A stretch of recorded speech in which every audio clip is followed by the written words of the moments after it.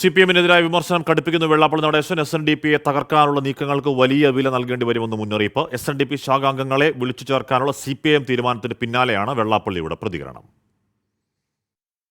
ഈഴവ വോട്ടുകൾ അകലുന്നതായുള്ള വിലയിരുത്തലിലാണ് പുതിയ നീക്കങ്ങളിലേക്ക് CPIM കടക്കുന്നത്. ആദ്യപടിയായി പാർട്ടി അനുഭാവികളായ SNDP അംഗങ്ങളുടെ യോഗം ശാഖാതലത്തിൽ വിളിച്ചു ചേർക്കാനായിരുന്നു തീരുമാനം. നീക്കം മണ്ടത്തരമെന്ന വെള്ളാപ്പള്ളി നടേശന്റെ മറുപടി. SNDP പാർട്ടിയുടെ കയ്യിലാണ്. പുതിയ തീരുമാനങ്ങളിലൂടെ സമുദായത്തെ തകർക്കാൻ ശ്രമിച്ചാൽ വലിയ വില കൊടുക്കേണ്ടി വരുമെന്നും മുന്നറിയിപ്പ്. ഇന്ന് പ്രബലമായി വളർന്നു നിൽക്കുന്ന SNDP യോഗം തകർക്കാനായിട്ടും തളർത്താനായിട്ടും അടിച്ചു തകർക്കാനായിട്ടും ഇന്ന് ഇടതുപക്ഷം വരികയാണെന്നുണ്ടെങ്കിൽ അതിനൊരുപാട് വില കൊടുക്കേണ്ടി വരുമെന്ന് മാത്രമല്ല അവർക്ക് ഒരുപാട് ചീത്തപ്പേരുണ്ടാകും. ശൈലി മാറ്റിയാൽ ഈഴവ വോട്ടുകൾ തിരികെ എത്തുമെന്നായിരുന്നു കഴിഞ്ഞ ദിവസം വെള്ളാപ്പള്ളി നടേശൻ പറഞ്ഞത്.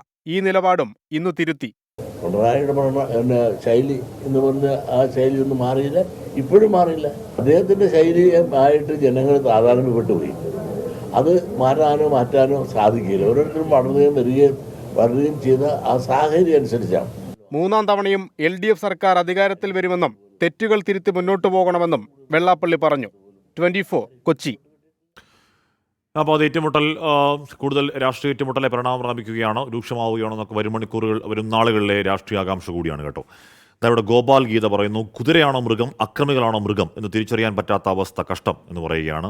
വേറൊരു പക്ഷം പറയുന്നു, മിക്കവാറും വേറൊരു പക്ഷം പറയുകയാണ് എന്ന് പറഞ്ഞാൽ ആ വിഷയത്തിൽ വലിയ ധാർമ്മികരോഷ പ്രഷർ പ്രകടിപ്പിക്കുന്നുണ്ട്. അവരെ ആ മിണ്ടാപ്രാണി അടിച്ച പോലെ അവരെയും അടിക്കുന്നത് ലൈവ് ടെലികാസ്റ്റ് ചെയ്യണമെന്ന് ശ്രീനാഥ് പറയുന്നുണ്ട്. അതൊന്നും ഇല്ലെങ്കിൽ അതൊന്നും ശരി, അങ്ങനെ ആവശ്യപ്പെടുന്നത് ശരിയല്ലെങ്കിൽ കൂടിയും അങ്ങേയറ്റം അത് കണ്ടു കഴിഞ്ഞാൽ നമുക്കൊക്കെ വലിയ സങ്കടം വരുന്ന ദൃശ്യങ്ങളാണ്.